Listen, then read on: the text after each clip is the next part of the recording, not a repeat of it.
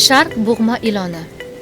Bolajonlar, siz ilon deganda darrov qo'rqinchli va zaharli maxluqni tasavvur qilasizmi? Aslida hamma ilonlar ham xavfli emas. Sharq bug'ma iloni ana shunday zararsiz va qiziqarli jonivorlardan biridir. Ushbu ilon O'zbekistonning deyarli hamma joyida, qumli cho'llarda, tog' yonbag'irlarida va hatto dashtlarda uchraydi. U ko'pincha yer ostidagi kemiruvchilarning inlarida yoki butalar tagida yashirinib yotadi. Rangi sarg'ish yoki jigarrang bo'lib, ustida to'q rangli dog'lari bor.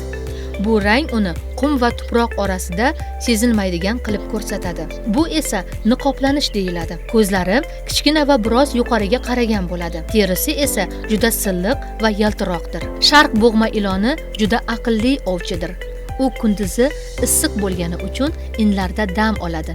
Kechqurun esa havo salqinlashganda ovga chiqadi. Sharq bug'ma iloni kaltakesaklar, sichqonlar va kalamushlar, mayda qushlar bilan oziqlanadi.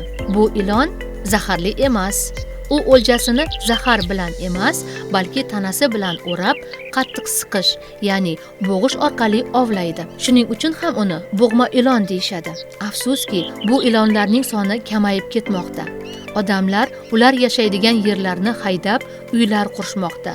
Shuningdek, ba'zi kishilar ularni noqonuniy tutib sotishadi. U O'zbekistonning Qizil kitobiga kiritilgan jonivordir.